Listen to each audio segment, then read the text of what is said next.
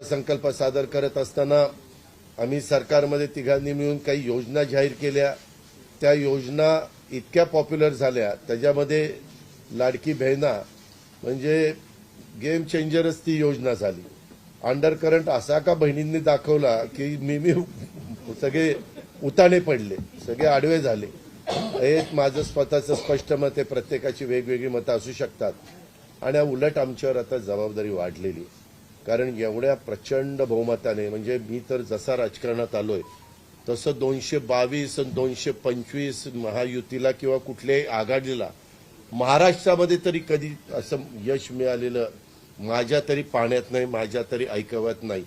कदाचित पूर्वीचा काळ वेगळा काँग्रेसचा असेल, त्यावेळेस कधी झालं असलं तर माहिती नाही, परंतु बाकीचे विरोधक नगण्य होते त्यावेळेसची गोष्ट. परंतु अलीकडच्या काळामध्ये जसं आम्हाला समजतंय तसं तर एवढं प्रचंड यश हे पहिल्यांदाच मिळालेलं यशाने आम्ही हुरळून पण जाणार नाही.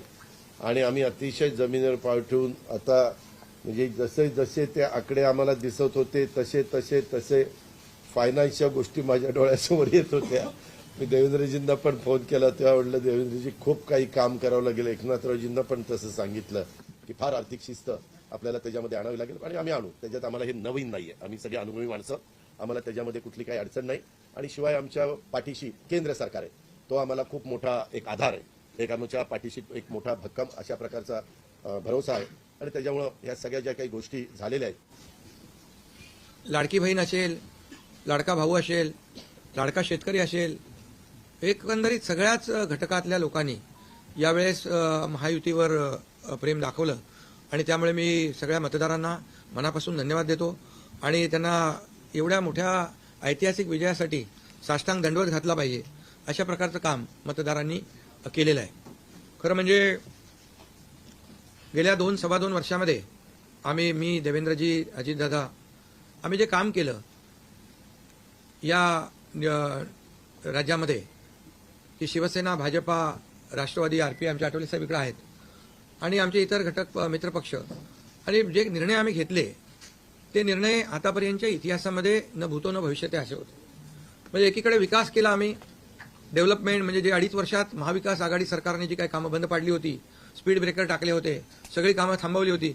तुमच्या काळातली जी कामं जसं महाविकास आघाडीचं सरकार 2019ला आलं त्यानंतर ती सगळी कामं बंद पाडली, त्याला स्टे दिले आणि ते स्टे आम्ही सगळे काढले आणि कामं सुरू झाली. मग अटल सेतू झाला, समृद्धी झाला, आपला कोस्टल झाला आणि मेट्रो झाली, कारशेड झालं आणि मोदी साहेबांच्या शुभ हस्ते त्याचं आम्ही उद्घाटनही करू शकलो. ज्याचं भूमिपूजन मोदी साहेबांनी केलं त्याचं उद्घाटन करण्याचे भाग्य आम्हाला मिळालं आणि त्यामुळे कामाला आम्ही प्राथमिकता दिली, विकासाला आम्ही प्राधान्य दिलं आणि आम्ही त्यामध्ये एकच डोळ्यासमोर ठेवलं की या राज्याचा सर्वांगीण विकास. आणि राज्याचा सर्वांगीण विकास करत असताना सर्व घटकांना आम्ही समोर ठेवलं आणि पाहिलं की जे 2.5 वर्षामध्ये जी कामं त्यांनी थांबवलेली आणि 2.5 वर्ष त्यांनी जे सगळं बंद पाडलं होतं ते किती वेगाने आम्ही सुरू करू शकलो याचं समाधान आणि आनंद आम्हाला आहे. कारण त्याचे तुम्ही ते फळं पाहत आहे. सगळी लोकांना आपण मेट्रो दिली, समृद्धी दिलं, अटल सेतू दिला, कोस्टल दिलं, लोक तो वापरू लागले. आणि त्याचबरोबर दुसरीकडे कल्याणकारी योजना आम्ही केल्या. कल्याणकारी योजनेमध्ये लाडकी बहीण, मुख्यमंत्री लाडकी बहीण योजना, त्यानंतर मग लाडका भाऊ केला आम्ही, युवा प्रशिक्षण योजना केली, 3 गॅस सिलेंडर दिले, त्यानंतर वयोश्री योजना केली, शेतकऱ्यांची आम्ही योजना केली, शेतकऱ्यांना वीज बिल माफ केलं, शेतकऱ्यांचं जे किती 7.5 HP पंपाच्या 3, 5, 7.5 आणि त्या पंपाचं वीज बिल माफ केलं. शेतकऱ्यांना आम्ही 2.5 वर्षामध्ये, 2.25 वर्षामध्ये आतापर्यंतच्या इतिहासामध्ये जेवढा मोबदला दिला नव्हता 15,000 कोटी रुपये तो दिला. त्यांच्या योजनांसाठी 45,000 कोटी रुपये.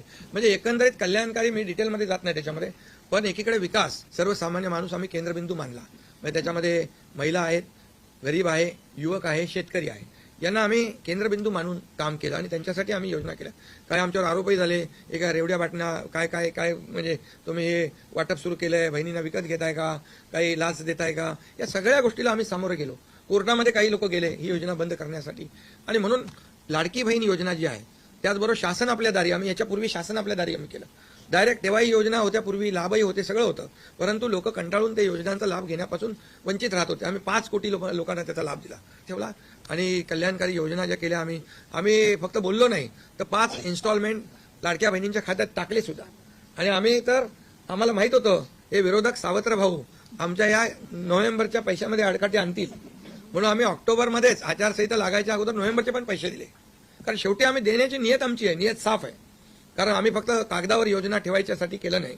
आणि त्यामुळे एकंदरीत या राज्यामध्ये सर्वसामान्यांचं सरकार सर्वसामान्यांसाठी काहीतरी करतंय ही भावना प्रत्येकाच्या मनामध्ये निर्माण झाली. आणि आम्ही म्हणालो common man common man common man. आता कॉमन मॅनने आम्ही ठरवलंय की त्यांच्या जीवनामध्ये काही बदल घडवून चांगले दिवस आणून त्याला सुपरमॅन करायचं. पण त्यांनी आम्हाला या निवडणुकीत सुपरमॅन सारखं काम करून दाखवलं.